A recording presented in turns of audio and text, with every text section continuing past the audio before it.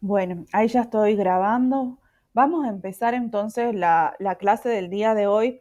Como les decía, en esta clase vamos a ver la política exterior durante la última dictadura cívico-militar que se extiende desde el año 1976 hasta el año 1986, tras la recuperación democrática que se produce eh, tras las elecciones, ¿no? Tras las elecciones y la asunción del presidente Alfonsín. Entonces, en este periodo vamos a ver, por un lado, cuáles fueron las características generales de la política exterior y su vinculación con la política interna de este periodo, pero también nos vamos a detener en un hecho fundamental que es justamente la guerra de Malvinas. Si bien no vamos a ver en su profundidad el conflicto de Malvinas, o sea, vamos a detenernos solamente en el análisis de las cuestiones de, que hacen a la diplomacia y a la política exterior de ese momento, después la vamos a retomar también, ¿no? Porque justamente como decíamos, la Malvinas es un tema de política exterior que se ha extendido durante absolutamente todos los periodos. Entonces, los periodos posteriores a la guerra también han tenido, digamos, un análisis o una política interesante en relación a la cuestión de Malvinas, ¿no? Entonces, eso para aclarar. En este periodo solamente vamos a ver, o sea, lo que implicó el conflicto bélico para las relaciones de Argentina. Sigamos. Bueno, como ustedes saben, el 24 de marzo de 1976 se produce un golpe de Estado encabezado por una junta militar. Esa junta militar estaba integrada por tres personas, Videla, Macera y Agosti, que eran digamos, podemos decir, la cabeza de cada una de las fuerzas de las Fuerzas Armadas, ¿no? Eh, si tienen algún comentario o algo a medida que yo vaya avanzando, levantan la mano o directamente me interrumpen porque creo que no veo yo si levantan la mano. Ahí se están conectando más compañeros. Bueno, entonces les decía, el 24 de marzo de 1976 se produce ese golpe de Estado. Recordemos el periodo inmediatamente anterior, habíamos dicho, bueno, estaba a la cabeza de la presidencia María Estela Martínez de Perón, ella había asumido tras la muerte de Perón y había tenido un gobierno, llevó adelante un gobierno con muchos conflictos, ¿no? Conflictos sociales, conflictos políticos, conflictos económicos. Recordemos que durante ese periodo se produce este, esta, digamos, medida económica conocida como el Rodrigazo. Entonces, esto lleva a una situación de crisis institucional, de crisis social, crisis política. También recordemos que habíamos dicho, bueno, el rol protagonista que había tenido durante ese periodo la AAA y demás, ¿no? Entonces ya se empezaba a vivir un clima de bastante convulsión política. Entonces, en relación, acá nosotros tenemos que tener en cuenta varios aspectos para analizar la última dictadura cívico-militar. En primer lugar, el aspecto político. Este periodo se va a caracterizar por el terrorismo de Estado. ¿Esto qué significa? Que el Estado, entonces les decía, este periodo se va a caracterizar por el terrorismo de Estado. Esto significa que el Estado, de manera sistemática, de manera organizada, generalizada, comete delitos, ¿no? Comete delitos que luego, obviamente, cuando se inician los juicios de lesa humanidad son catalogados, son tipificados como delitos de lesa humanidad, pero en este momento podemos señalar que el Estado, para lograr sus principales cometidos, ¿no? se encargaba de clandestinamente cometer hechos delictivos contra las personas.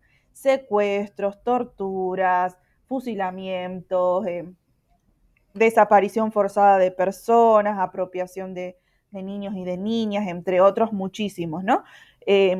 Delitos sexuales contra las personas, particularmente contra las mujeres, bueno, como parte de este entramado político y legal que funcionaba de forma, podemos decir, paralela al Estado, pero desde el Estado, o sea, el Estado organizado en toda su magnitud.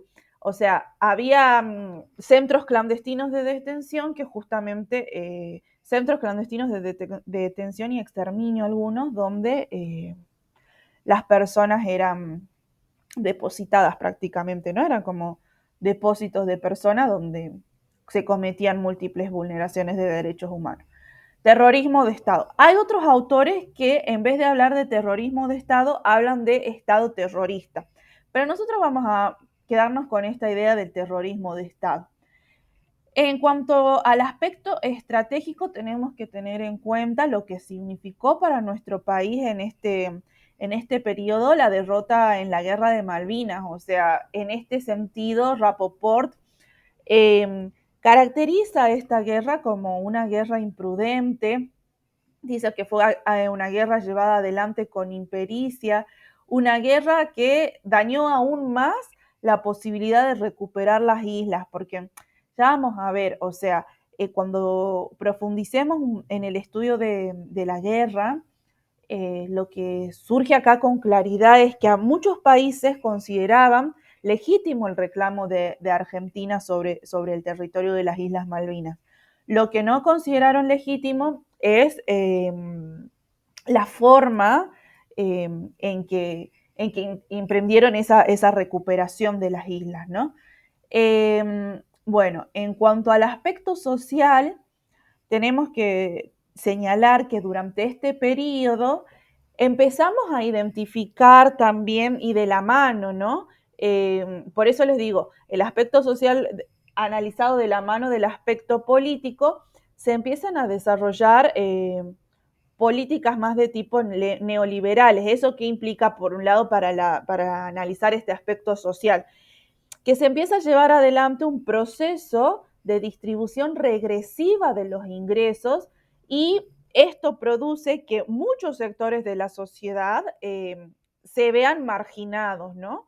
Y esto es interesante lo que analiza Rapoport porque él dice, dejando huellas profundas que hasta el día de hoy no resultan, no están resueltas, ¿no?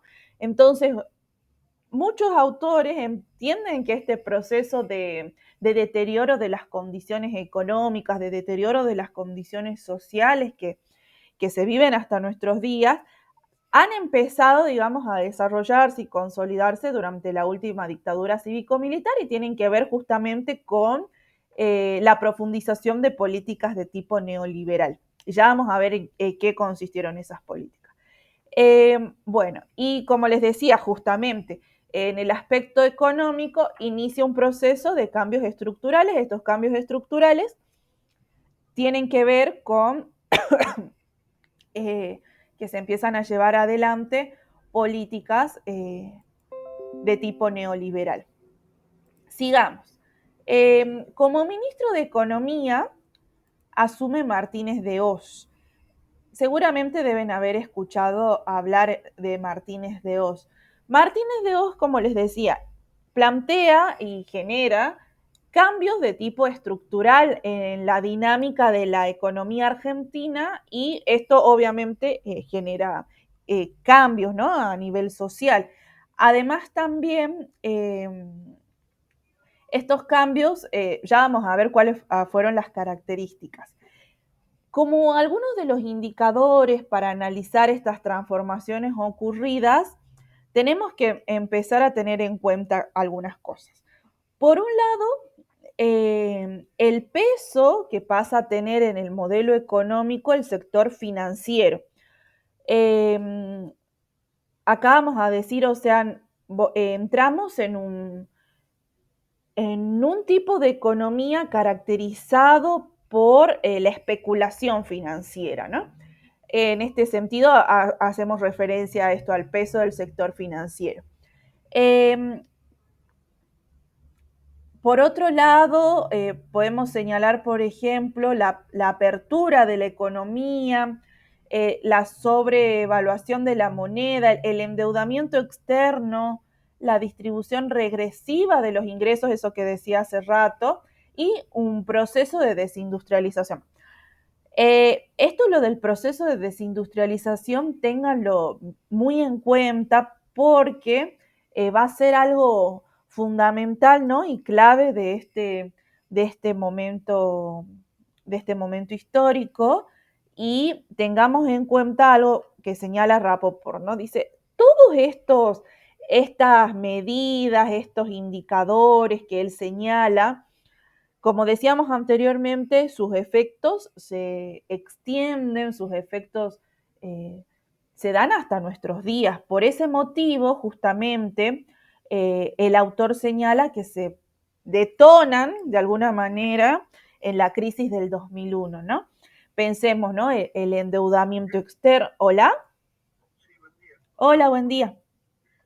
No entiendo por qué lo relaciona a los del 74 con la crisis del 2001, porque en el 74 sí es verdad que comienza un proceso de transformaciones importantes, sobre todo en el sector económico financiero, con el tema de la famosa especulación, de la bicicleta, de las máquinas de cambio, pero todos los gobiernos a partir de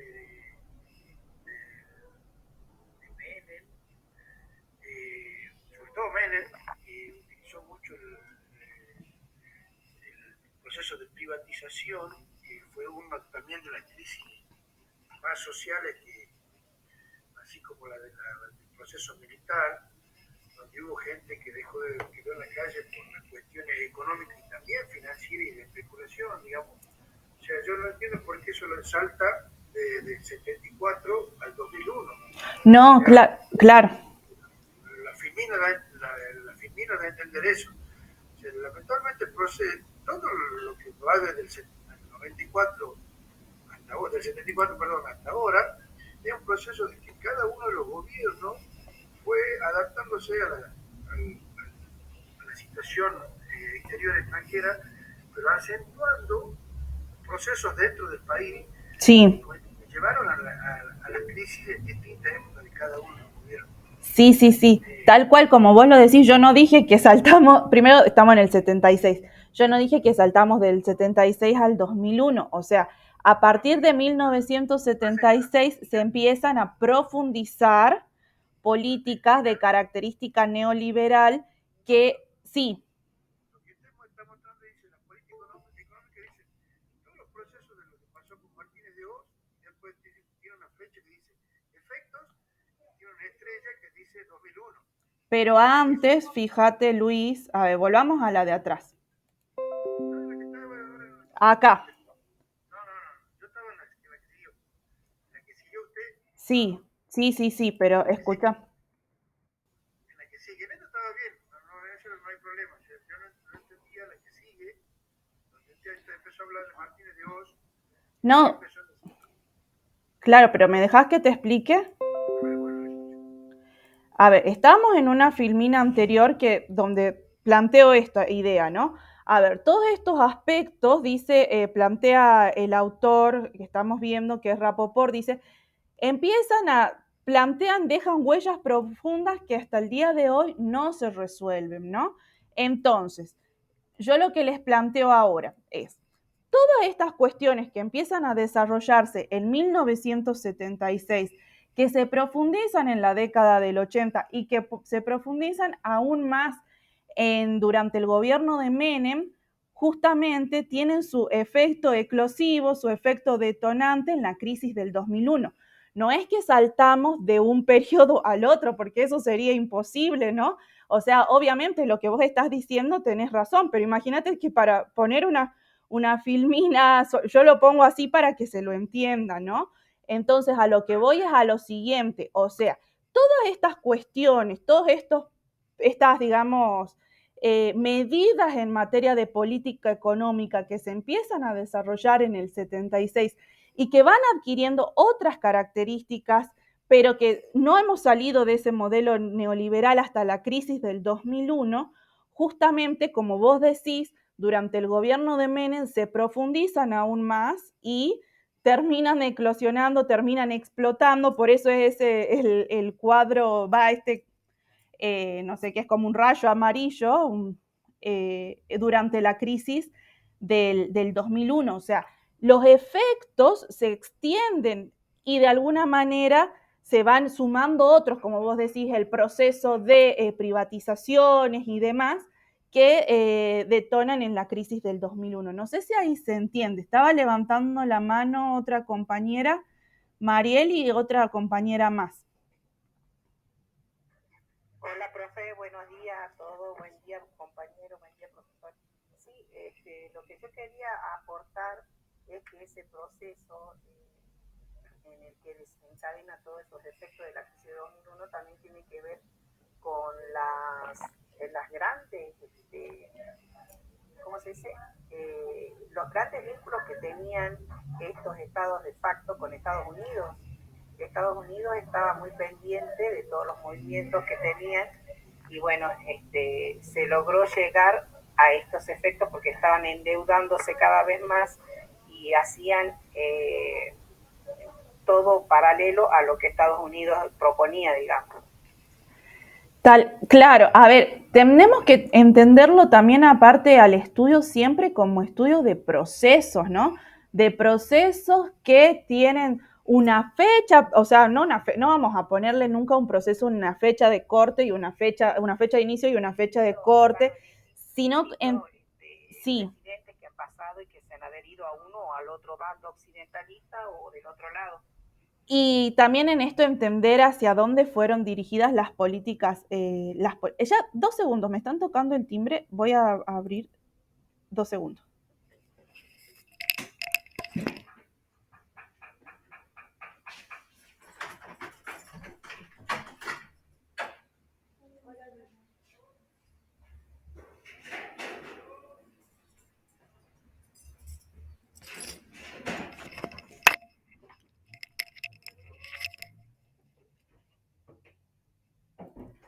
Perdón, ahí no sé si se entendió un poco mejor. Estaba levantando la mano también otra compañera que ahora no la veo. No sé si querían decir algo más. Elizabeth, creo que estabas levantando la mano. No,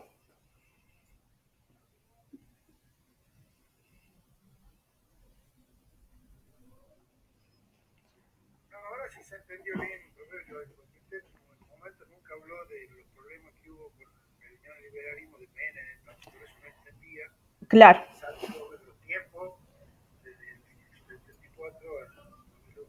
No, ahora sí se entiende bien. Claro, es que no vimos todavía Menem porque no hemos llegado a ese periodo histórico. O sea, ahora vamos a terminar de ver la dictadura, después vamos a ver a Alfonsín, después vamos a ver Menem, después vamos a ver los gobiernos que siguieron. O sea, eso lo vamos a ver después del primer parcial. Ahora, hasta el primer parcial, solamente vamos a ver hasta la dictadura, hasta 1983. Y en este sentido, ¿no? De alguna manera pensarlo así, o sea, como procesos. O sea, procesos que justamente fueron, digamos, acumulativos también, ¿no? Porque acá vamos a ver lo que sucede con el proceso de endeudamiento externo, por ejemplo, y con esto de, a mí me parece importante que lo pensemos en esto, por ejemplo, el proceso de desindustrialización, cómo se suma después a esto que vos decías, el proceso de privatización, que son medidas características del tipo de modelo económico que se lleva adelante. Sigamos. Ahora, a ver, vamos a analizar ahora lo que implicó el programa económico de la dictadura. Como saben ustedes, estábamos hablando de una dictadura cívico-militar. ¿Esto qué va a significar de alguna manera?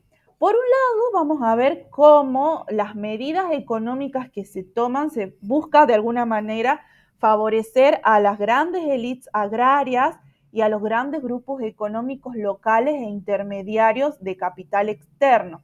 Entonces, de esta manera se empieza a cercenar la industria nacional y el mercado interno, pero ya vamos a ver que no toda la industria nacional se ve, digamos, perjudicada en este momento, sino que los sectores monopólicos tienen sus beneficios, tienen sus ventajas.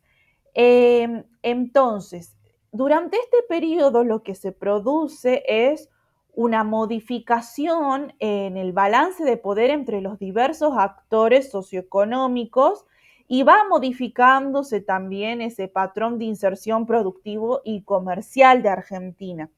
Entonces, ahora capaz que lo entendés mejor, Luis, con esta otra filmina, que todo este modelo económico de alguna manera que se empieza a desarrollar a partir de 1976 es el que de alguna manera va sentando las bases para la convertibilidad, para las privatizaciones, para las reformas estas de tipo estructurales, ya que se empieza a desarrollar un nuevo modelo económico que se basa principalmente en la acumulación de renta financiera, en la acumulación rentística financiera, la apertura de la economía y a la vez el disciplinamiento social, porque tenemos que tener en cuenta que estas medidas regresivas en materia económica que perjudicaban fuertemente, ¿no?, a distintos sectores sociales no van a ser posibles sin esta mano dura del Estado, sin este disciplinamiento social.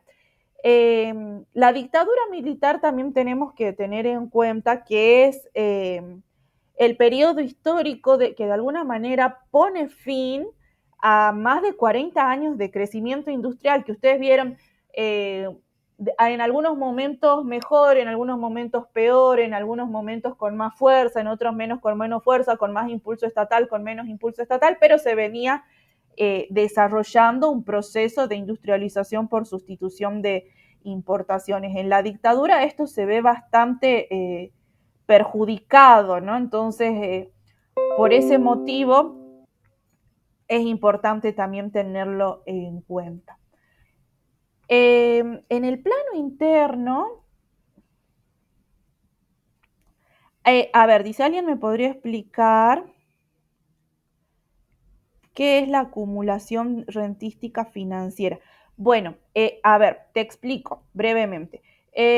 Durante este periodo empieza esto que se conoce como también la bicicleta financiera. ¿Eso qué significa?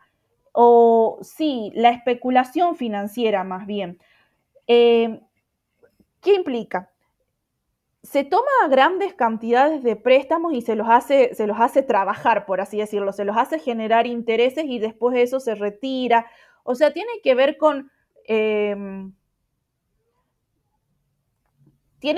con principalmente, digamos, hacer uso de esos intereses que se generan a partir de estos procesos de toma de crédito, de uso de esos créditos, no para los fines que quizás eran tomados, sino para generar esos intereses que generan mayor beneficio o capital para quien está invirtiendo de alguna manera en ese círculo financiero, ¿no?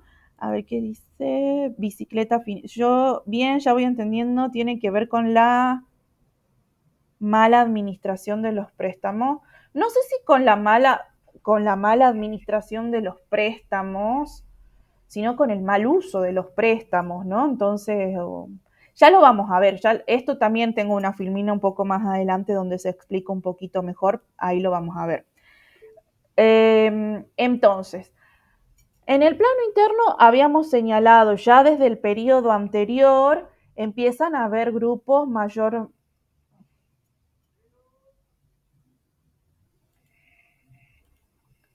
empiezan a haber grupos mayormente radicalizados, ¿no?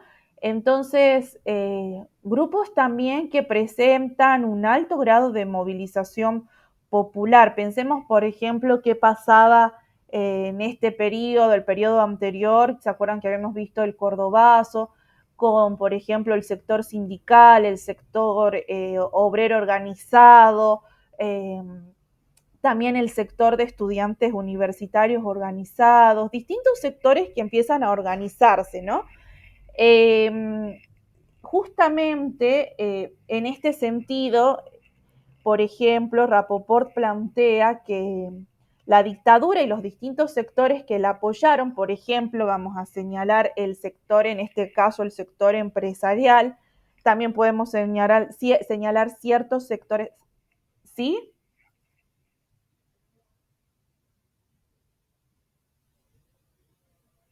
Entonces, Luis, ¿quieres decir algo? Sí, perdón que no me andaba bien el micrófono. La iglesia, entre una de las cosas que apoyaba el golpe militar. Sí, sí, sí, sí. Por eso cuando hablamos justamente les decía, entre los grupos estos que apoyaron a la dictadura, dijimos, bueno, el sector empresarial, el sector eclesiástico, pero ahí vamos a señalar, ¿no? No todo el sector eclesiástico, sino cierto sector, porque también hubo dentro de los sectores católicos, por ejemplo, desaparecidos, ¿no? Por ejemplo, podemos hablar de los curas estos que se llamaban curas tercermundistas, como por ejemplo el... ¿Cómo? No, los curas que trabajaban en los barrios marginales, sobre todo, Sí, que defendían justamente esa clase social a la cual eh, a la dictadura le hacía mal que la clase baja tenga poder. tal cual. Sí, sí.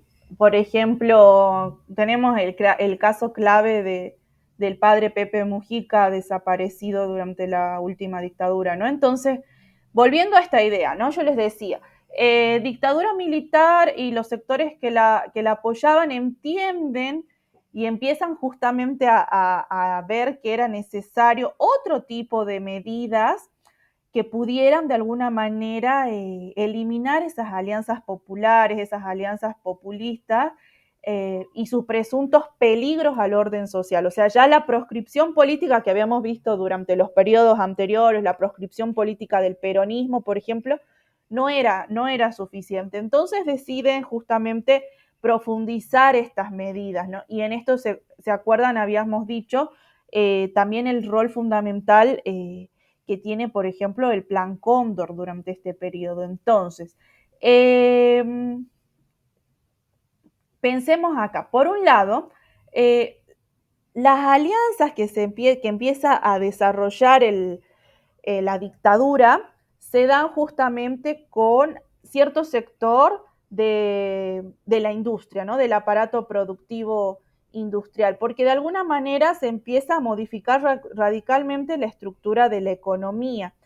Eh, por eso yo les decía, si bien empieza un proceso de desindustrialización, hay ciertos sectores, los sectores monopólicos, que se ven beneficiados, y en este sentido lo pensemos para comprenderlo mejor con ejemplo, lo que pasa en nuestra provincia, por ejemplo. ¿Se acuerdan? En la clase anterior decíamos, a ver, empieza un proceso de concentración y de descentralización de, por ejemplo, la economía.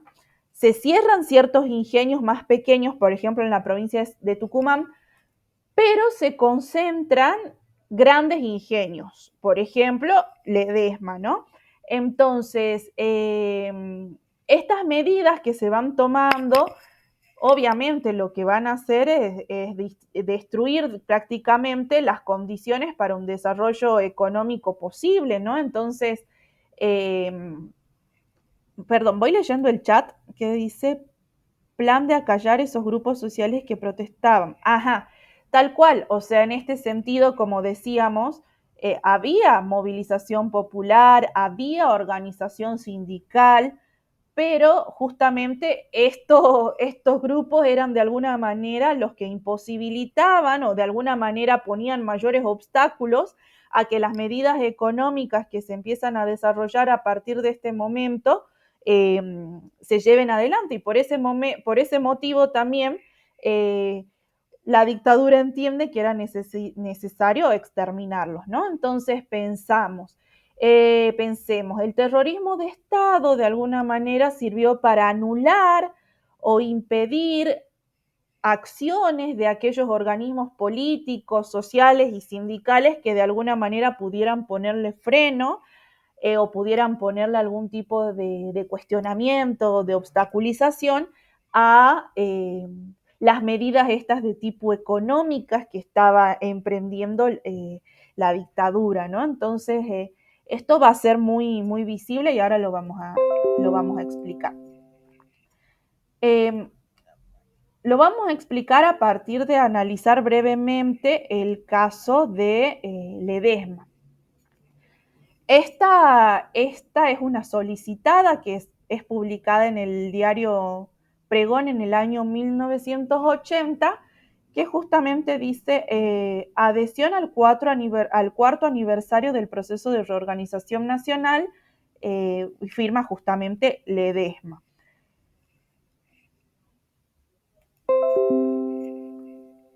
A ver, veamos.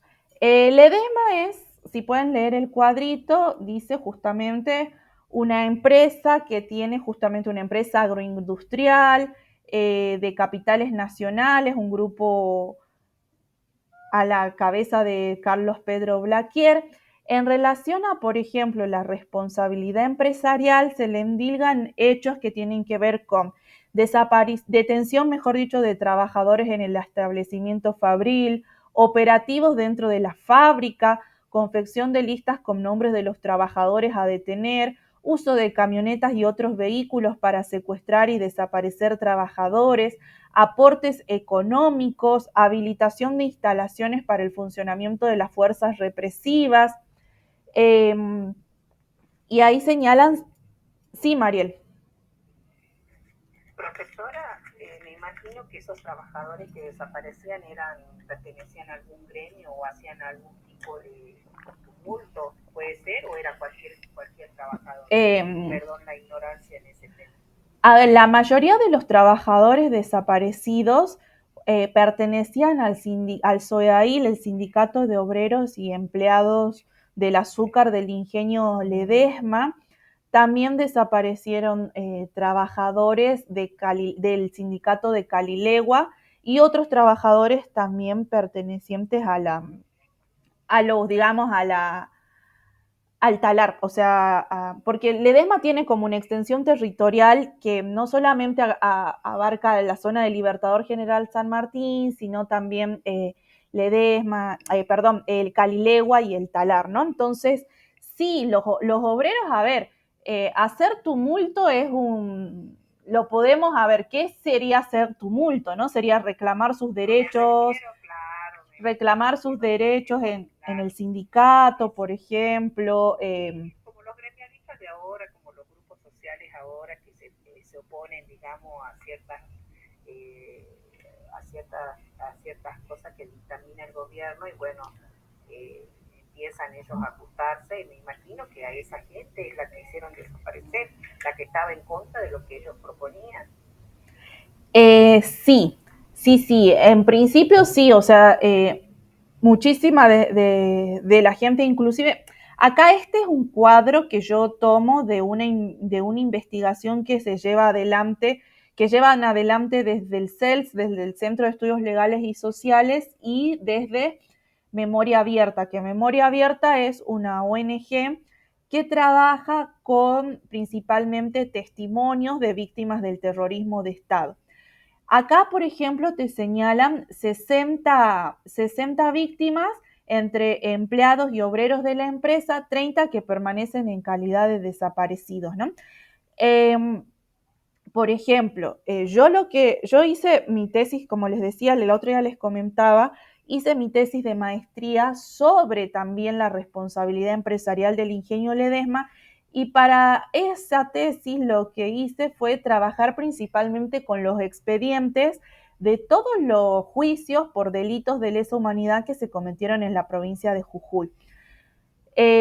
A partir de la lectura de esos expedientes, de la lectura de los testimonios principalmente de las víctimas, he podido identificar más, digamos, personas relacionadas a la empresa, en el sentido de que, a ver, no solamente eran los empleados y los obreros de la empresa, sino también, por ejemplo, se fue en contra de los abogados del sindicato, se fue en contra de familiares directos de los obreros, que particularmente, y esto es bien llamativo, muchos de los jóvenes estos que fueron detenidos, desaparecidos, estudiaban en la provincia de Tucumán.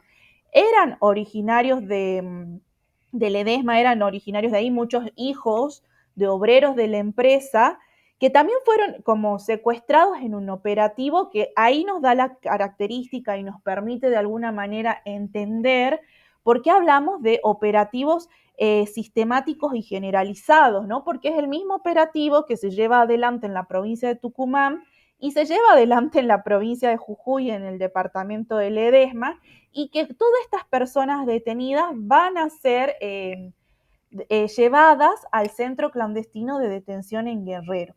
También, por ejemplo, sí, principalmente se encuentran, se detienen, por ejemplo, sindicalistas, la cúpula del sindicato completa, ¿no? Y bueno, y muchos obreros sindicalizados, eso como para señalarles. Sigamos. No sé si tienen alguna otra duda, pregunta. Gracias, profe, muchas gracias. Ya está aclarada mi duda. Bueno, ¿se acuerdan que yo el otro día cuando les hablé de, cuando vimos el tema de la campaña del desierto, yo les hablé de genocidio constituyente, o sea, el genocidio llevado adelante contra los pueblos indígenas con el objetivo de constituir, de conformar el Estado-nación. Este autor, que es Daniel Feuerstein, habla de un genocidio reorganizador, un genocidio que tenía como sentido el genocidio que se lleva adelante durante la última dictadura, ¿no?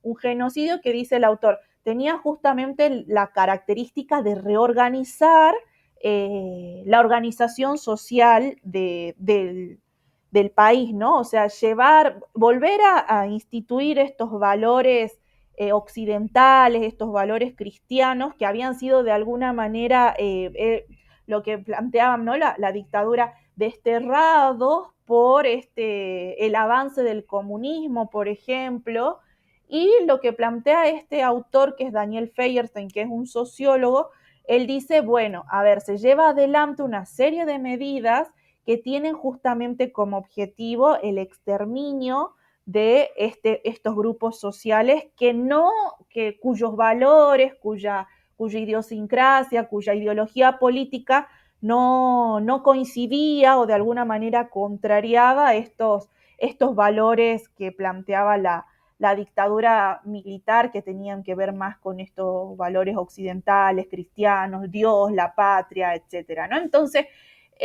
lo que plantea Feuerstein, que el genocidio es un proceso también, un proceso que se caracteriza por tener distintos momentos.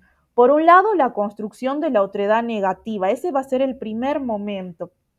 Esta construcción de la otredad negativa, piensen con cómo se va construyendo, cómo se va identificando la figura del delincuente subversivo. Se empieza a hablar de delincuente subversivo, se empieza a hablar de guerrilla de fábrica, o sea, en esto que les decía hace rato, ¿no? Los obreros organizados sindicalmente son catalogados como esta guerrilla de fábrica.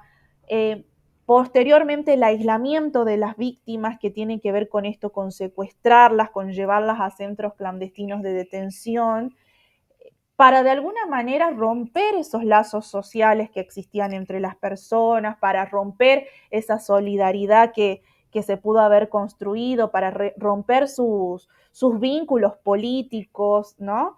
Y finalmente el exterminio que obviamente tiene que ver con esto, con los asesinatos que se producen, con el aniquilamiento de estos grupos sociales. Sin embargo, el autor plantea algo que es muy interesante, que es la realización simbólica del genocidio. La realización simbólica del genocidio, dice él, que tiene que ver con los efectos del genocidio que se trasladan hasta nuestros días, ¿no? Estos efectos que tienen que ver justamente con que él dice el genocidio no termina con la última persona muerta, no termina con el último asesinato, sino que los efectos del genocidio se trasladan a nuestros días. Y yo por ahí para comentarles así brevemente, se me ocurría para que lo podamos entender, pensar qué sucedió con Ledesma aquí en Jujuy, qué sucede con Ledesma. Por ejemplo, cuando en el año 2012, eh, entre el 2012, sí, más o menos 2015, sí, 2012, pongámosle, se empieza a plantear esto, ¿no? Que la empresa Ledesma había cometido delitos de lesa humanidad. Se empieza justamente a rumorear, por ejemplo, en el pueblo de Ledesma, en Ledesma, que la empresa iba a cerrar en la ciudad, que la empresa iba a cerrar y que eso iba a implicar que muchísimas personas se queden sin trabajo porque la empresa iba a ser sometida, o sea, en realidad no la empresa, sino sus responsables iban a ser sometidos a juicio. Esto genera mucho, digamos, malestar social de los trabajadores, de las familias y demás. Y, por ejemplo, realizaban abrazos simbólicos a la empresa, ¿no? Esto también entenderlo como qué implica socialmente un proceso de estas características.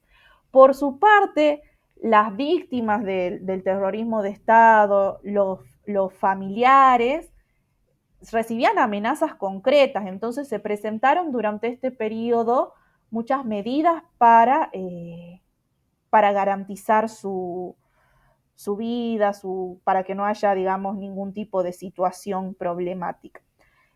Y a la misma vez, por ejemplo, el sector industrial, el sector empresarial salió a dar colectivamente su respaldo hacia la empresa Ledesma. Y por otro lado, por ejemplo, es interesante pensar qué hizo el sindicato. El sindicato se presentó como querellante, se presentó en este juicio de lesa humanidad justamente pidiendo justicia por sus afiliados, pidiendo justicia por aquellas personas que fueron desaparecidas durante la dictadura. Y a partir de este momento también vemos un proceso de mayor, digamos, recrudecimiento, por ejemplo, de prácticas represivas contra el sindicato. Bueno, por ahí me fui un poco del tema específico, pero es como para que se entienda. Y volviendo al tema que nos interesaba, ¿no?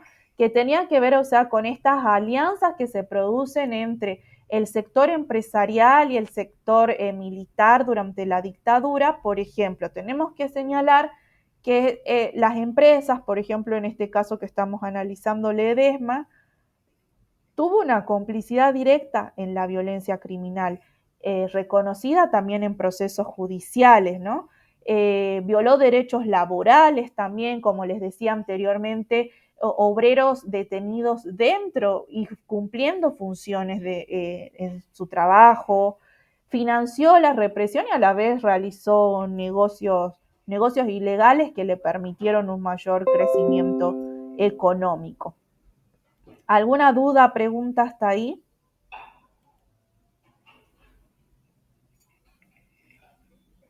Todo bien, profe, gracias. Profesora, se entiende bien. Bueno. Le iba a aportar, digamos, cuando le hablaba de la desaparición de los sindicalistas y de los alumnos. En general, siempre la dictadura, como todo gobierno autoritario, todo aquel que se opone a sus reglas, de una u otra manera lo hace desaparecer porque no quiere tener opositores, digamos. Entonces, en general era siempre gente que pensaba distinto y sobre todo se notaba mucho en aquellos grupos sociales o partidos políticos proscriptos en su momento, el caso del peronismo o el partido de izquierda, que tenían otro pensamiento no neoliberal, sino más pensando en la defensa de los derechos humanos y la parte social y económica también. Gracias, Luis. Se te escucha hoy muy despacito, por eso me cuesta escucharte un poco, pero sí, entendí lo que me dijiste, sí, sí, tal cual, tal cual. Sigamos entonces. Como estábamos señalando, ¿no? Este proyecto económico que empieza a desarrollar el gobierno militar, de alguna manera sí o sí tenía que pensar estos mecanismos de regulación del tejido social porque justamente no iba a ser posible llevarlo a cabo adelante sin que hubiera represión, porque justamente parte de esas medidas económicas, por ejemplo, implicaron la caída abismal de los salarios, ¿no? Entonces, a la vez se empieza paralelamente, ¿no? Se empiezan a llevar medidas de tipo económica y a la vez también justamente medidas represivas que sirven como instrumento disciplinador de las relaciones sociales.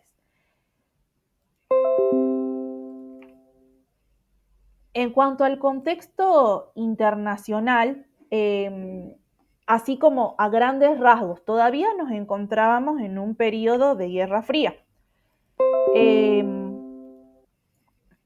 Durante este periodo también característico de este momento es que hay justamente una crisis en el patrón de acumulación del centro, también se produce la crisis del dólar, se eleva el precio del petróleo, se desarrollan, o sea, bajas tasas de crecimiento en general y de rentabilidad en los países centrales. Argentina desarrolla estas políticas aperturistas y liberales contrarias al modo de regulación vigente desde la posguerra. ¿Esto qué significa? Ahí está, Mariel, lo que preguntábamos hace rato, o sea, se llevan adelante prácticas especulativas de los mercados financieros. ¿Esto qué significa? A ver, Argentina se convierte en una tomadora de crédito. Estos créditos no se destinan a estos créditos no se destinan a subsanar las necesidades del sector industrial, por ejemplo, ni a resolver problemas en relación a la infraestructura económica, sino que justamente se produce la especulación financiera que produce ganancias a los grupos económicos y financieros, y también es característico de este momento, o sea, a los grupos financieros que se dedican al equipamiento bélico. Ahí me pregunta, profe, ¿aquí es donde Argentina se posiciona en una triangulación? Sí, ya vamos a llegar a esa parte. Sigamos. Entonces, algunas de las medidas económicas que se llevan adelante durante este periodo tienen que ver, por ejemplo, con el congelamiento de los salarios, la liberación de los controles de precio, la devaluación del peso, la unificación del tipo de cambio, se eliminan las regulaciones y subsidios a las exportaciones, se reducen los aranceles de importación, se producen justamente reformas de tipo financiera, esto caracterizado, ¿no?, en este periodo en general, un proceso de liberalización de la economía que afecta negativamente las actividades productivas e incentiva la valoración especulativa, lo que habíamos dicho hace rato. Acá justamente durante este periodo lo que va a ser central en la economía es la especulación financiera. Por ejemplo, en tanto a las medidas políticas económicas, Martínez de Hoz, por ejemplo, plantea esta idea de la tablita cambiaria, o sea, empieza a implementar esta política. ¿Qué implicaba esto?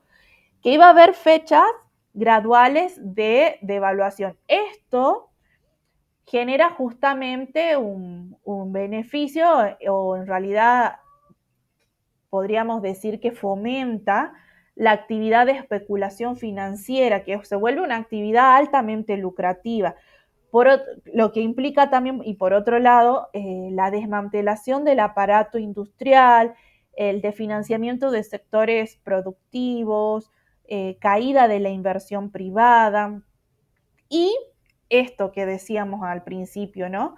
Un endeudamiento que se vuelve insostenible. O sea, se toma tanta deuda que esto se vuelve de alguna manera insostenible, y ahí volvemos a esta idea, ¿no?, de que estas, digamos, las consecuencias de esta política económica llevada durante la última dictadura son heredadas por los gobiernos democráticos. O sea, la crisis es una herencia, también la crisis de los gobiernos subsiguientes es una herencia de la dictadura.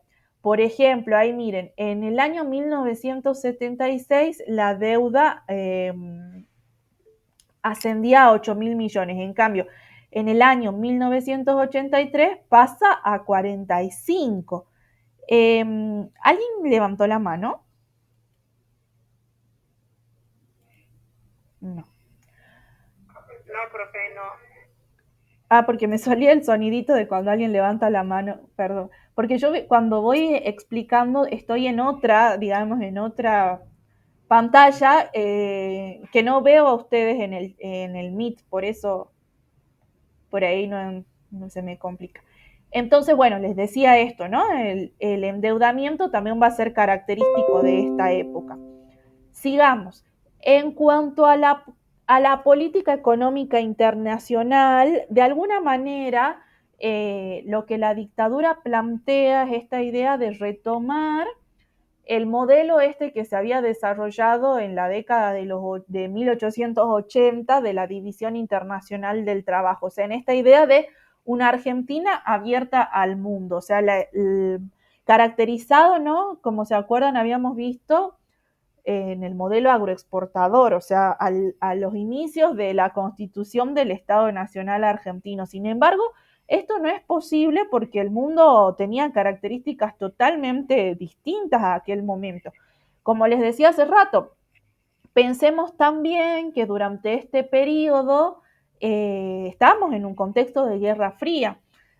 Lo que plantea Rapoport es que en este periodo los mercados tradicionales ya no existían, se produce un cierre del mercado común europeo, lo que lleva a que las exportaciones agropecuarias de nuestro país se tengan que dirigir al mercado soviético, o sea, se concentran las exportaciones agropecuarias en el mercado soviético y ahí va esto que vos decías, Mariel, de las relaciones triangulares que de alguna manera siempre estuvieron presentes. ¿Se acuerdan? En su momento decíamos, bueno, a ver, Argentina exportaba, exportaba productos agropecuarios hacia Europa, particularmente hacia Gran Bretaña, sin embargo, importaba productos de los Estados Unidos. Ahora ya vamos a ver que esto cambia. Sí, ¿alguien quería decir algo? Nada, profe, estaba. Bien, sigo entonces. Entonces les decía en este periodo lo que va a ser justamente característico y quizás va a ser llamativo, ¿no? También las relaciones con los mercados soviéticos, ¿no? Y en este sentido les voy a decir, va a ser llamativo, no sé qué les parece a ustedes, porque justamente la dictadura se proclamaba como una dictadura, o como digamos un gobierno que profundizaba los valores occidentales en contra del avance del comunismo y demás. Sin embargo, las características mundiales, las características de justamente cómo estaba distribuidos los mercados mundiales hacen que la Argentina se tenga que relacionar más con los mercados con el mercado soviético. De esta forma, justamente se garantizaba que el sector agrario exportador tuviera una fuente segura de ingresos.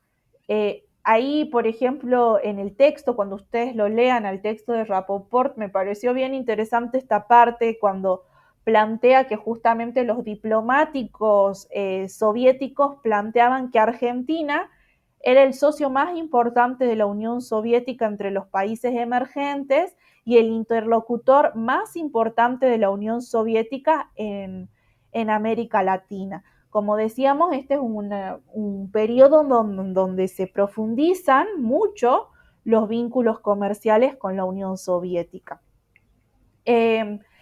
Para entender también un poco quizás cuáles eran las características de y qué sectores representaban, ¿no? Cuáles eran las características de las políticas económicas llevadas adelante por Martínez de Hoz y qué sectores económicos él representaba, qué intereses representaban.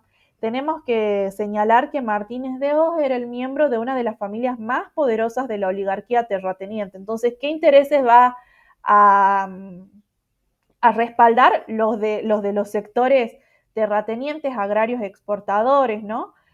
Representa a la vez el liberalismo oligárquico, por eso, ¿no?, caracterizado con estas políticas más de tipo aperturistas que señalábamos, partidario de las recetas económicas de la Escuela de Chicago. Ahí vamos a ver justamente, o sea, por qué motivo se tomaba tanta deuda también, ¿no? Y justamente otra de las cuestiones para tener en cuenta que Martínez de Hoz fue directivo de varios grupos empresariales monopólicos y de confianza del establishment financiero internacional. Inclusive, por ejemplo, señala Rapoport que Martínez de Hoz era un hombre de confianza, por ejemplo, de personajes como Rockefeller, inclusive. O sea, ese nivel digamos, de inmersión y de relacionamiento financiero. Tenía sus intereses, profe. Vaya, que tenía sus intereses. Tal cual, ¿no? Y en esto es muy importante quizás tener en cuenta de dónde proviene, digamos, la trayectoria social, personal, laboral de un ministro de Economía, quizás también como para entender a dónde va a direccionar sus políticas, ¿no? Obviamente en este caso, en el caso de Martínez de Hoz, sus intereses eran como súper claros, ¿no? Bueno, ahí volviendo a esta idea que planteaba hace rato Mariel de las relaciones triangulares, justamente la política económica internacional en este momento se va a caracterizar por esas relaciones triangulares. Relaciones con Argentina, con Estados Unidos y con la Unión Soviética. Quizás las relaciones con la Unión Soviética van a ser lo más interesante en este periodo, pero también van a seguir esos relacionamientos con Estados Unidos y principalmente en el sentido de que nosotros comprábamos productos a Estados Unidos y en este sentido de la liberalización de las importaciones también, ¿no? Ingresaban cosas a bajo precio también por la baja de los aranceles.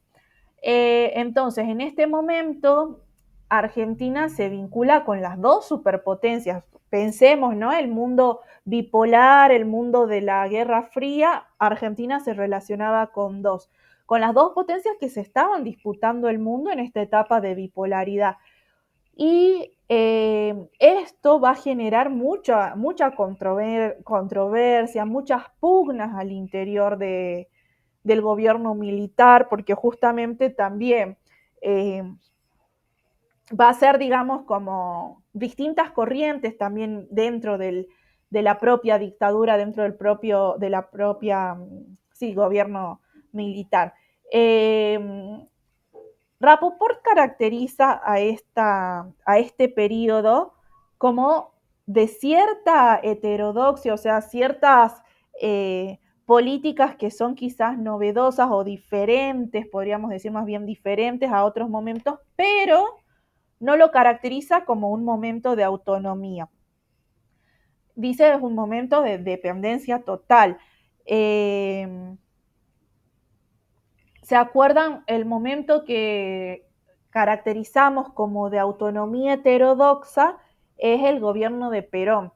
Acá no, dice, a ver, si hay cierta heterodoxia porque hay políticas diferentes, o sea, distinto tipo de relacionamiento, pero no hay para nada autonomía, es un momento de dependencia.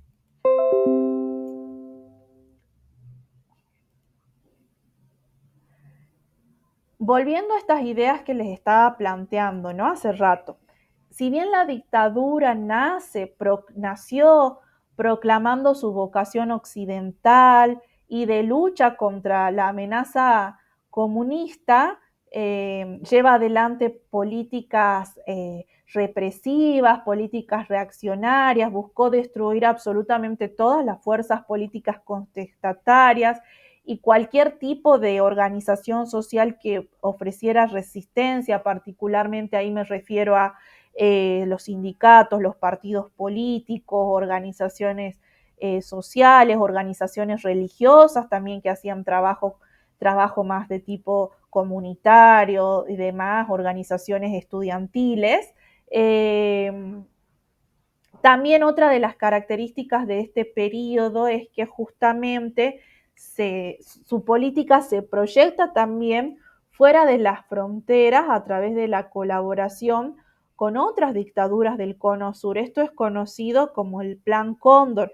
¿Se acuerdan cuando creo que en la segunda o la primera clase hablamos del Plan Cóndor, que justamente era este plan internacional encabezado por Estados Unidos que tenía como objetivo la identificación de esta delincuencia subversiva en los distintos países del Cono Sur a través de políticas de colaboración, de brindar información, etcétera, ¿no? Y justamente derivando también en detenciones y desapariciones forzadas. Sin embargo, como decía, si bien la dictadura se proclamó con su vocación occidental de lucha contra la amenaza comunista, en todos los ámbitos se afianzan relaciones con la Unión Soviética y se desarrollan particularmente conflictos diplomáticos y tensión con Estados Unidos. A partir del año 1977, con la asunción del presidente Carter en Estados Unidos empieza a desarrollar una política que se caracteriza o que ellos caracterizan más bien como una política de promoción de derechos humanos que hace que justamente el propio Estados Unidos empiece a criticar de alguna manera las características de la dictadura argentina. De esta forma, Estados Unidos buscaba recomponer su hegemonía en el occidente. Característica de este periodo también, por ejemplo, es que en el año 1979 llega al país la Comisión Interamericana de Derechos Humanos, la CIDH, y empieza a recibir estas denuncias de los familiares de las víctimas del terrorismo de Estado.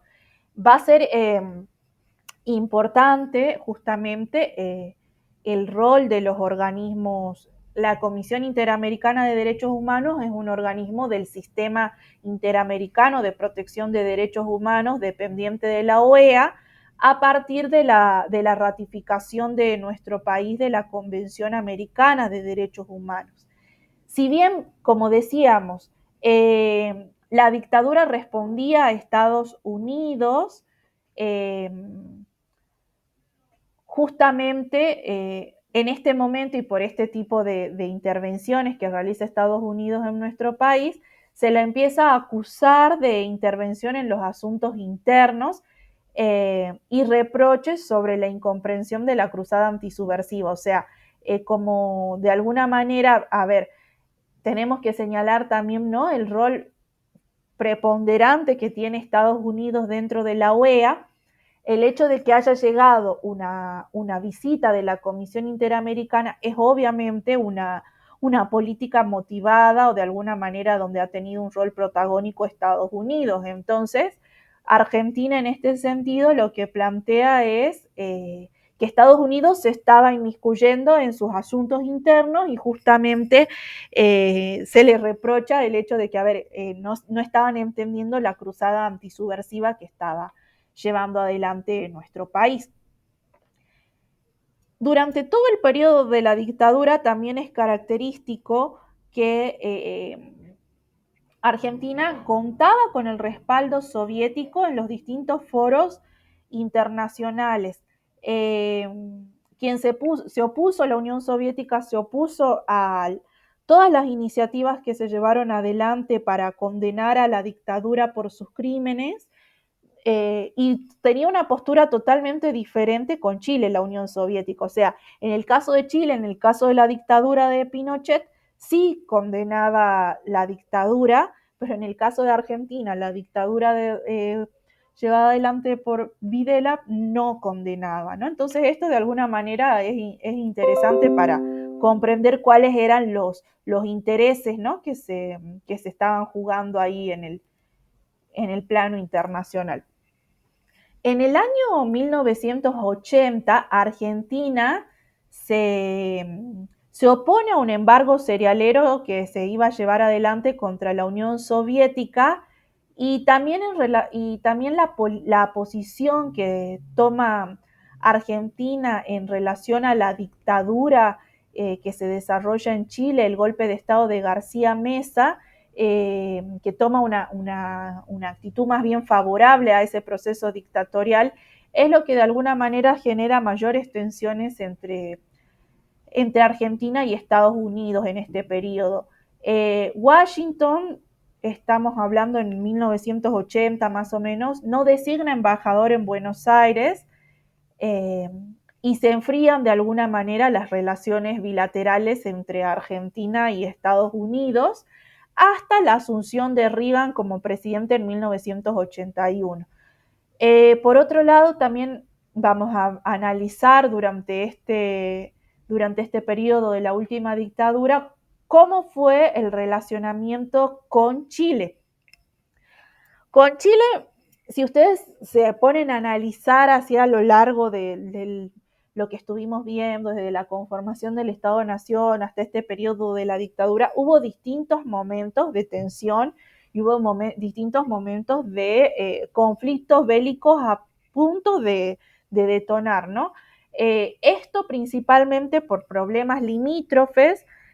Con Chile, por ejemplo, durante la dictadura se lleva adelante una política confrontativa y de preparativos bélicos. Sí, Mariel.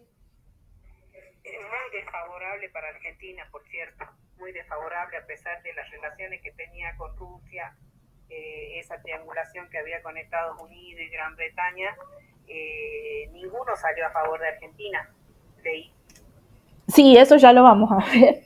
Esa es la parte, digamos, que a mí me causa un poco de gracia en el sentido de decir, a ver, qué ingenuo puede llegar a ser pensar que te van a ayudar en un momento y no, ya lo vamos a ver cuando veamos Guerra de Malvinas. Argentinos tenemos que ser, ¿no? Para creernos esas cosas. Yo no sé, mira, no sé si argentino, yo diría, bueno, no importa, no importa. No sé si es una cosa de argentinos o más bien fue una mala estrategia militar, ¿no? Sigamos, entonces.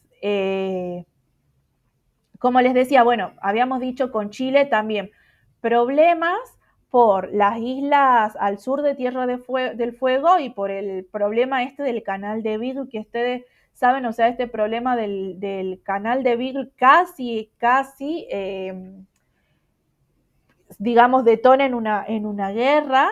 Y justamente este conflicto, el del canal de Beagle, se resuelve, o sea, como que se busca resolver a través de una corte arbitral. Ahí hay un laudo británico que se resuelve a favor de Chile. Obviamente esto genera rechazo por parte de la dictadura y el conflicto este tuvo su incremento hasta casi estallar en una guerra en 1978. Sin embargo, ahí quien interviene es el Papa Juan Pablo II, como de alguna manera para... El mundial también. También, justamente ahí vamos con el mundial. O sea, durante este periodo se lleva adelante una política caracterizada por un nacionalismo territorial oligárquico, como habíamos dicho, ¿no? Entonces, el Mundial de Fútbol también es utilizado por el régimen dictatorial para intentar de alguna manera ganar respetabilidad internacional, pero ya los crímenes que se estaban cometiendo en la dictadura resonaban de manera más fuerte. Un año después, en el 79, llega la Comisión Interamericana. En relación al conflicto del canal de Beagle, esto es interesante analizarlo en términos de geopolítica. El canal de Beagle resulta analizado desde la geopolítica como un punto geopolíticamente estratégico. ¿Por qué? Porque se planteaba la idea, ¿no?, de que iba a ser el único paso interoceánico austral del hemisferio americano en el caso, por ejemplo, que se inutilizara el canal de Panamá era el único paso interoceánico, clave justamente para el transporte mundial, que se situaba frente a las Islas Malvinas, que estaban controladas por Gran Bretaña, y justamente tenía una gran proyección hacia la Antártida. Ya en esta región de la Antártida habían muchas flotas pesqueras soviéticas y del este, entonces era un punto clave el canal de Beagle. Entonces Videla, en esta idea de conflicto, ¿no? que, se estaba, que se estaba de alguna manera consolidando, obtuvo señales de apoyo de Moscú. Sin embargo, como les decía, la guerra se detuvo por intervención del Papa Juan Pablo II, gracias a, digamos, no gracias, sino también por que habían muchos intereses en el medio, ¿no? La posición de Brasil también en contra de la guerra, los intereses europeos, la oposición del gobierno de Carter hizo que de alguna manera esa guerra se frenara. ¿Por qué decimos, pasemos a la otra diapositiva, por qué decimos justamente que la política exterior llevada adelante por la última dictadura? Vieron que el título del texto que ustedes tienen que leer dice una política exterior conflictiva y no me acuerdo cuál era la otra, dice conflictiva o incoherente. ¿Por qué sería una política exterior conflictiva e incoherente, no?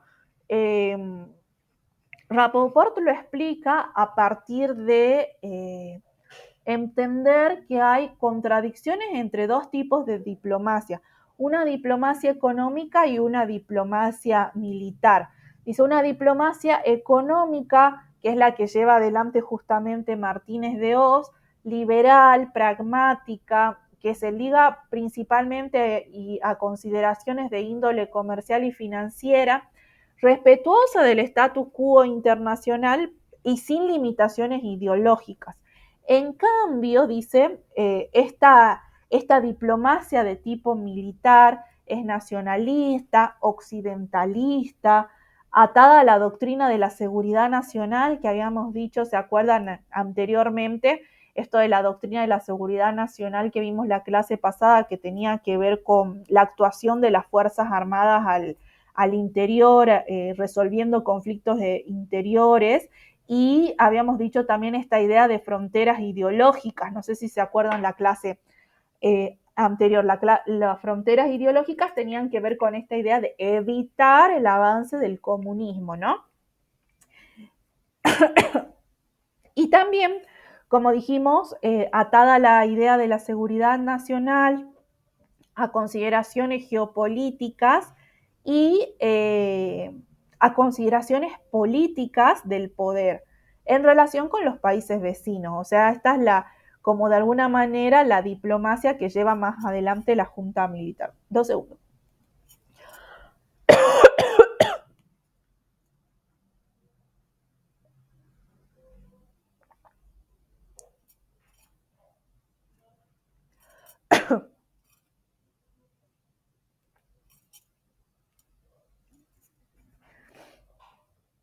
Entonces, como les decía, ¿no? Esta característica de la diplomacia, estas dos, digamos, enfoques que se le da a la diplomacia, tanto por un lado más de tipo económica como por otro lado de tipo militar, hace que nuestro país se relacione tanto con la Unión Soviética como con Estados Unidos de manera diferente, ¿no? Por otra parte, en relación a las empresas estatales, y ahí vamos a ver, ¿no? Esto que quizás también sea una de las razones por las que después se empiezan a implementar políticas de privatización. Las empresas estatales son usadas durante este periodo también como un factor de endeudamiento externo, de especulación financiera y de fuga de capitales. Lejos de utilizar esas deudas para el mejoramiento de estas empresas estatales, se utiliza esas inversiones, se utiliza ese dinero para esta especulación de tipo financiera. Pensemos, ¿no? Que posteriormente, y ahí vuelvo a lo que me decía Luis, al principio, en la década de los 90, uno de los principales argumentos que utiliza el menemismo, Menem particularmente, ¿no? Para la privatización de las empresas tiene que ver con la ineficacia de estas empresas, que bueno, que no eran productivas, que no eran buenas en el sentido de justamente que eran ineficaces, ¿no? Entonces, a ver, tenemos que entender qué pasó antes, ¿no? Para poder comprender lo que pasó después. Pasemos ahora a alguna duda, pregunta hasta ahí, comentarios que quieran hacer, algo que les haya quedado. Profesora. Sí. Sí, Mariel. Sí, con respecto a lo anterior, si puede poner un ratito la filmina anterior, por favor, disculpe. Ahí está. Claro, usted habló de, bueno, empieza Menem con todo esto de que no servían las empresas, eran improductivas, pero justamente porque no se utilizaba el personal adecuado, no querían ceder como a tener más competencia entre sí. Entonces prefiere dársela a manos extranjeras con tal de no ceder poder, digamos. Es lo que yo entendí cuando leí. Ya lo vamos a ver después, Mariel, cuando veamos específicamente el periodo de gobierno de Menem, pero también, o sea, en esto, ¿no? Entender que en realidad no es un invento de Menem, es una característica de las políticas neoliberales, esto de entender que las empresas del Estado, o entender que el Estado no tiene que tener empresas, más bien, ¿no? Entonces esto como algo característico del neoliberalismo, pero cuando veamos Menem ya lo vamos a profundizar más, vamos a ver este periodo para que se entienda bien.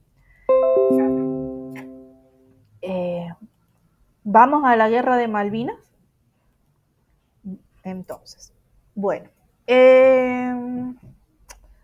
ustedes saben, en abril de 1982 se desata la Guerra de Malvinas, que tiene que ver principalmente con una política diplomática vinculada al ejercicio de poder y con esta forma particular de insertarse en el mundo que Argentina desarrolló entre los años 70 y 80. El reclamo de soberanía sobre las islas buscaba de alguna manera la adhesión de otros países no alineados, señalando que las islas y el poderío británico sobre las islas seguía siendo una clave de la política colonial desarrollada por Gran Bretaña, ¿no? En este periodo también va a ser como muy clave las manifestaciones populares que se empiezan a producir contra la dictadura, también teniendo en cuenta la profundización de la crisis económica. Estas manifestaciones son reprimidas fuertemente, particularmente en Plaza de Mayo, pero tengamos en cuenta, ¿no? O sea, estamos frente a una dictadura que tenía un fuerte rechazo popular, una fuerte crisis económica y de alguna manera la guerra de Malvinas surge con este sentido, ¿no? de reivindicativo, de buscar mayor adhesión popular a esta gesta, ¿no? Entonces, de alguna manera, lo que sucede es esto, ¿no? Que se... Lo quieren tapar, profe, lo quieren tapar todo eso. Sí, lo quieren tapar y de alguna manera quieren generar mayor adhesión popular, ¿no? Porque, a ver, de alguna manera, o sea, las Malvinas despertaban un sentimiento patriótico y siguen despertando un sentimiento patriótico de muchas personas, entonces de alguna manera buscan mayor adhesión. Exactamente, lo que buscaban ellos era, como ya el proceso está del 74 hasta la fecha, hasta el 81, 82, ya el normas sociales dentro del país, ya, como usted bien decía, un poco de cansancio de la sociedad, de tener vivir reprimido, de alguna manera la Junta Militar buscaba tener un apoyo del pueblo con, con esta guerra insólita, donde pretendían que la comunidad apoyara a la guerra militar. Lamentablemente, digamos, la planificación, con quién se articuló estratégicamente, pensando que Estados Unidos lo iba a apoyar cuando Estados Unidos siempre fue aliado de Gran Bretaña. Pero también aparte de la soberanía por la cual se desarrolla la guerra, en el entorno de la isla Malvinas, la producción marítima que se logra en esa zona es bastante importante, digamos, en lo que respecta económicamente para el país. Y aparte se encuentra dentro de lo que legalmente se llama la plataforma marítima, que está dentro de las 300 millas. La plataforma se aplana cuando se llega un mar adentro, pero las Islas Malvinas siguen siendo una parte del continente. No es que sea una isla como Hawái o como las Galápagos, que están aisladas del continente, están muy separadas. No, las Islas Malvinas siguen siendo una parte del continente dentro de la plataforma marítima. Esa también es una de las cuestiones por las cuales se hace la invasión, o sea, más allá del proceso militar, tenía un contexto económico y geopolítico de la ubicación de la isla. Tal cual así es, Luis. Sí, sí. Entonces, justamente, como decíamos, ¿no? Se emprende este proceso de recuperación de las islas, se declara la guerra y se envían flotas al Atlántico Sur, ¿no? Y entonces esto genera un cambio dimensional total en el escenario político tanto internacional como nacional. Y como decíamos, ¿no? Esto de la guerra de Malvinas de alguna manera despertó sentimientos de reivindicación e iniciativas de solidaridad popular. De alguna manera también, como estábamos diciendo, la guerra tuvo el sentido de desviar la opinión pública frente a la profundización de la crisis y de alguna manera tenía como sentido afirmar la imagen internacional de la Argentina que estaba totalmente deteriorada. En este momento se creía que iba a poder haber una salida negociada con Londres como base del conflicto, no, pero esto, como sabemos, no sucedió. La guerra de Malvinas representa conflicto tanto entre el norte, un conflicto norte-sur, podemos decirlo, un conflicto en materia de relaciones internacionales y conflicto también en materia de política exterior argentina. Inmediatamente de iniciada la guerra, empiezan a tomarse represalias por parte del gobierno británico, represalias de tipo económica. Por un lado, se congelan fondos argentinos depositados en bancos británicos, se cierra, por ejemplo, la sucursal en Londres del Banco de la Nación Argentina, se produce embargo a las exportaciones procedentes de Argentina y a la vez también toda la comunidad económica europea suspende las compras a Argentina por un tiempo indeterminado. Por otro lado, sí, Mariel. Pero ustedes también firman a favor de Gran Bretaña, no me acuerdo dónde era, si era en la ONU o dónde, Rusia y Estados Unidos firman a favor de Gran Bretaña, o sea que nos dejan en banda desde el primer momento. Así es, eso, sí, eso lo vamos a ver ahora, justamente es lo que sigue.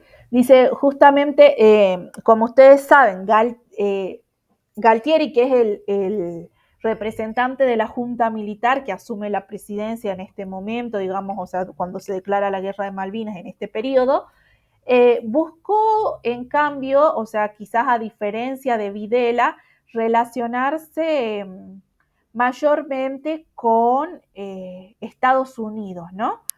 Galtieri busca mejores relaciones con Estados Unidos, colaborando más estrechamente con la política de este país. Justamente buscaba Galtieri que Estados Unidos pudiera apoyar a la Argentina en esta contienda bélica. Sin embargo, esto no sucede. Lo que quería de alguna manera Galtieri es profundizar esos vínculos con el Pentágono, con la derecha estadounidense, eh, pero si bien esto de alguna manera, a ver, hay mayor relacionamiento, Estados Unidos no apoya a nuestro país durante la guerra. La cúpula militar, como bien decía ahí Mariel, creía ingenuamente que Estados Unidos le iba a dar su colaboración. Eh, pero esto no pasó, o sea, como que había una idea de esta de devolución de lealtades, pero esto no pasó durante la guerra. Tampoco le dio apoyo a Argentina ni la Unión Soviética ni China, con quien también se había estado como relacionando, como decíamos hace rato, ¿no? Con la Unión Soviética relaciones comerciales muy fuertes, muy sostenidas. Eh, Argentina pensaba que la Unión Soviética iba a apoyar la contienda bélica en la ONU, sin embargo esto no pasó y tanto China como la Unión Soviética se negaron a utilizar su poder de veto sobre una resolución condenatoria a raíz de la ocupación de Argentina en las islas. Además de esto, Moscú suspendió las compras de granos a Argentina durante ese proceso. Ahí puse durante el concurso, pero no durante la contienda, será. Sí. Es como que todos demostraron ahí sus intereses y que ellos no están dispuestos a ser generosos en ningún sentido. Lo único que les interesa es apoyarse en los intereses económicos que tienen, en toda la arbitrariedad que provoca eso con respecto a que Argentina es un país muy rico y le cegó de todos lados, digamos que tanto Gran Bretaña, Rusia y Estados Unidos no solamente no apoyaron, sino también nos desabastecieron y bueno, hicieron un millón de cosas en contra cuando todos creían que porque nosotros hicimos tal cosa, ellos van a hacer algo por nosotros y fue al revés. Sí, tal cual, tal cual. Sin embargo, vamos a ver que justamente el apoyo que recibe Argentina es de este movimiento de países no alineados, el NOAL. Por ejemplo, recibe apoyo de Brasil, de Perú, de Cuba, de los países del tercer mundo que respaldan de alguna manera la posición argentina y emitieron manifestaciones de solidaridad popular. Habían muchos países que si bien entendían que el reclamo argentino era totalmente legítimo, lo que no respaldaban era el modo en que Argentina había emprendido ese proceso de recuperación, ¿no? Entonces, lo que señala Rapoport en este sentido es que la guerra de Malvinas significó tanto una derrota militar como una derrota política frente a Gran Bretaña y justamente esto significó el derrumbe interno de la dictadura.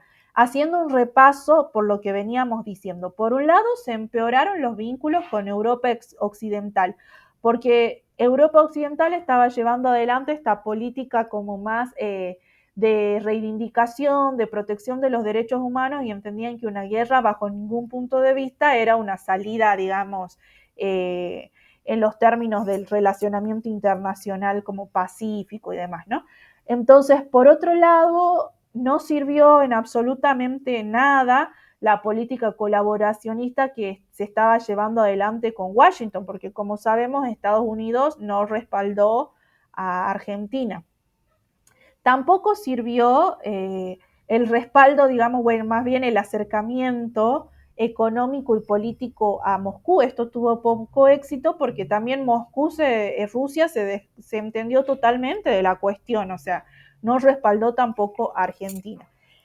Señala Rapoport que en este momento la única diplomacia que tuvo sus frutos, que de alguna manera fue fructífera, es la de los países hermanos, la de los países no alineados, porque justamente si bien estaban en contra de la dictadura, estaban a favor de la reivindicación argentina por entender que justamente la situación en Malvinas significaba, ¿no? Era un claro ejemplo de la política imperialista que que se había llevado adelante durante siglos.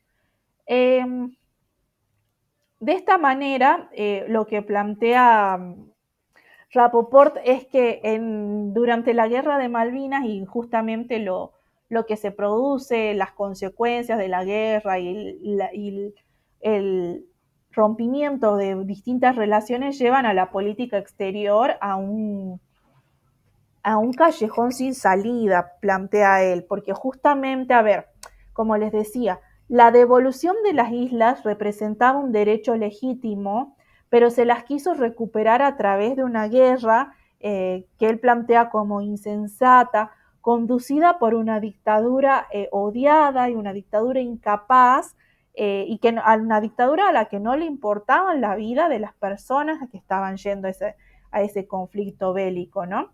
Por su parte, el enemigo, o sea, Gran Bretaña, demostró tener superioridad militar y justamente también Gran Bretaña se favoreció o buscó favorecerse justamente de las contradicciones políticas de Argentina en un momento de mucha debilidad interna por las políticas impopulares que se estaban llevando adelante, ¿no? Sigamos. Bueno, esto es algo que planteó Margaret Thatcher que me parecía interesante para entender y para comprender cuál era el posicionamiento británico en relación a las políticas estas de tinte imperialistas. Dice, hay quienes dicen que Gran Bretaña no es más la nación que construyó un imperio y dirigió una cuarta parte del mundo. Bueno, ellos estaban equivocados. La lección de las Falklands es que Gran Bretaña no ha cambiado y que esta nación aún tiene los grandes méritos que brillan a lo largo de nuestra historia. O sea, como de alguna manera reivindicando estas políticas, ¿no?, imperialistas. Las Falklands son el nombre que le da justamente Gran Bretaña a las Islas Malvinas. Ya para ir terminando, creo que, a ver, nos quedan dos nada más. Como habíamos dicho, Argentina estaba atravesando un proceso de crisis económica y a la vez también evidencia la incapacidad estatal para llevar eficazmente el conflicto bélico. Las Fuerzas Armadas estaban entrenadas para la represión interna. ¿Se acuerdan que estuvimos hablando de doctrina de la seguridad nacional? Las Fuerzas Armadas estaban entrenadas para la represión interna, no así para llevar un conflicto, un enfrentamiento bélico con una potencia externa. Esto hace justamente que se produzca la rendición de Argentina en 1982 y nos deja, creo, la principal lección que tenía que ver más con esto que veníamos señalando y que de alguna manera hacía referencia Mariel, ¿no? Dice, los poderes mundiales actúan de acuerdo a sus intereses y no según los favores o concesiones o negocios que se hacen con ellos. O sea, esto de pensar que porque nosotros habíamos logrado un mayor relacionamiento con Estados Unidos o un mayor relacionamiento con la Unión Soviética, nos iban a apoyar en una contienda de estas características, plantear Rapoport es un error. ¿Por qué? Porque las potencias mundiales obviamente van a actuar de acuerdo a sus intereses y no de acuerdo a favores y concesiones. Por otro lado, plantea que, como decíamos, la Junta Militar no tomó ninguna medida que apuntara a crear mejores condiciones frente al aislamiento y al desgaste de la posición inglesa. Finalmente, ya para ir cerrando, habíamos dicho, ¿no? La dictadura tiene un fuerte rechazo popular y ante este repudio popular que se vuelve incontenible de alguna manera, se prepara una salida electoral negociada con las direcciones de los principales partidos políticos, en esto me refiero peronismo, radicalismo, que se concreta en diciembre de 1983. Sin embargo, se mantuvo el aparato estatal en manos de un poder económico sumamente concentrado, emergente de la desindustrialización, el empequeñecimiento del mercado interno, la profundización de la dependencia, y esto es lo que de alguna manera genera consecuencias también negativas. La deuda externa, la impunidad de los represores y beneficiarios de la dictadura, la herencia y el condicionamiento son algunas de las cuestiones que se lega a la Argentina democrática, ¿no? Por parte de la dictadura. Y volviendo a la idea inicial, el proceso de desindustrialización impuesto a partir de 1976 estuvo en la base de las formulaciones históricas que procuraron de alguna manera justificar la nueva política exterior que se implementaría en los años 90. Hasta ahí termina mi presentación. Sí, Luis, ahora te doy la palabra. Sí, buen día.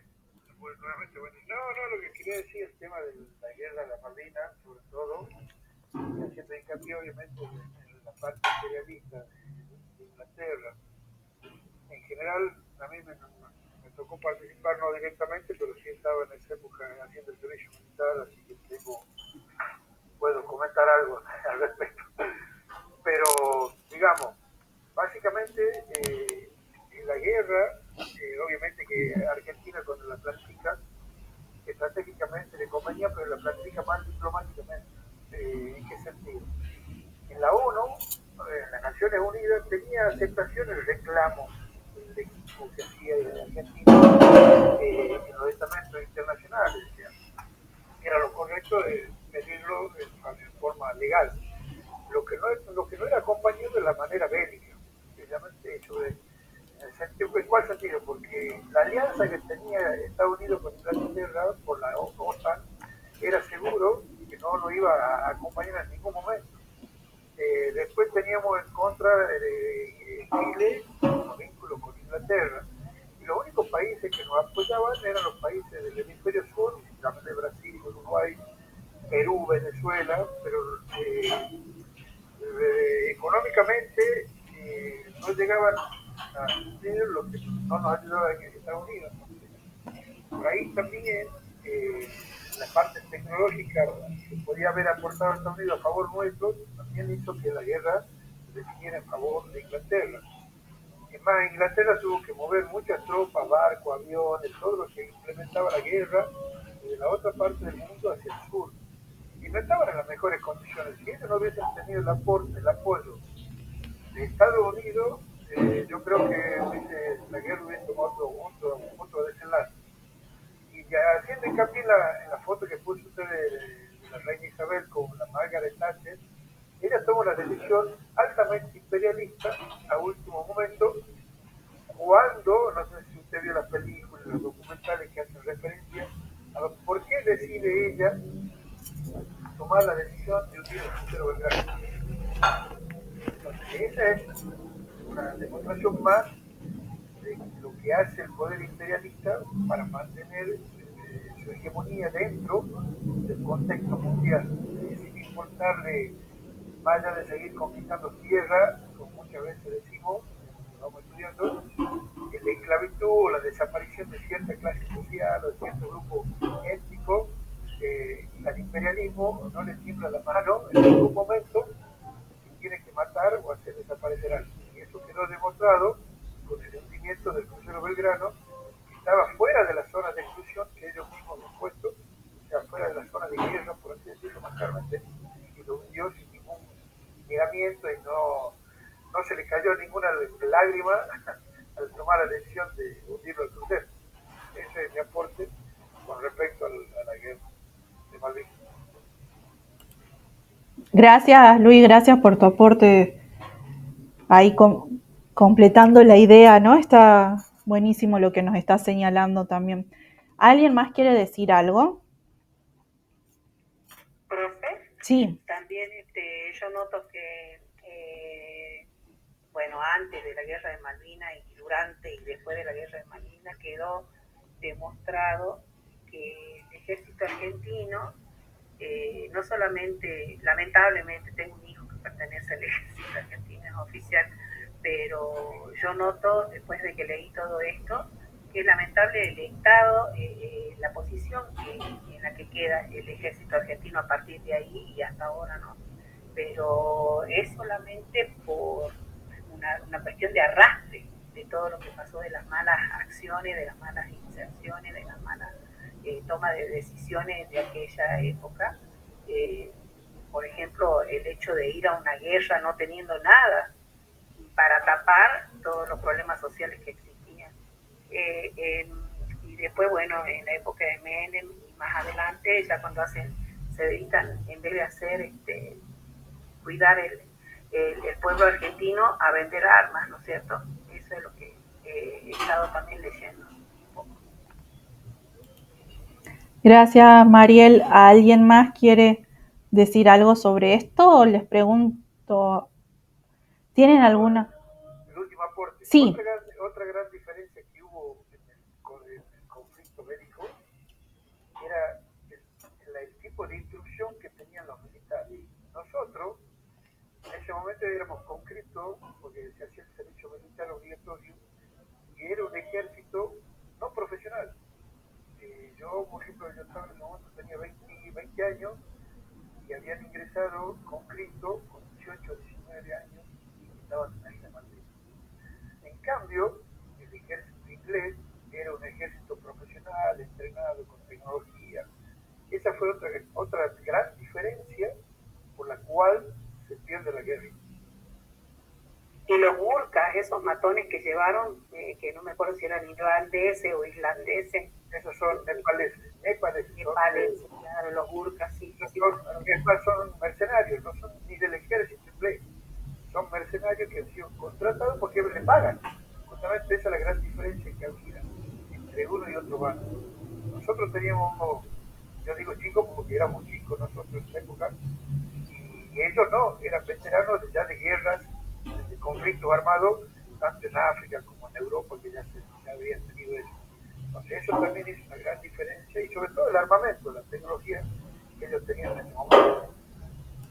Gracias, Luis. Ahí te pregunto, ¿qué función te tocó hacer a vos? Porque vos decías que estabas haciendo el servicio militar en esa época, pero no fuiste a Malvinas, o sea, estabas con alguna función acá. Yo estaba comenzando a cursar la universidad y estaba en Marina, estaba en Puerto Belgrano, y tenía cierto nivel de estudios, trabajaba lo que se llamaba ¿cómo se llamaba? El escuadrón, pero estaba en la base naval Puerto Belgrano, y estaba en la parte que nos encargamos de hacer entrar los buques que venían después de la guerra o antes de la guerra, que entraban a Bahía Blanca, en el canal de ingreso, eran las barcazas con las cuales nosotros acarreamos los buques y los llevamos a las dársenas del Puerto Belgrano. Estuve en Bahía Blanca, Puerto Belgrano, que es la base militar General Belgrano, donde salían todos los buques de guerra. Ahí estaban los portaaviones, los submarinos, los acorazados, los destructores. Entonces, nosotros después del 2 de abril del 82, del 82, ¿sí? Hasta septiembre del 82,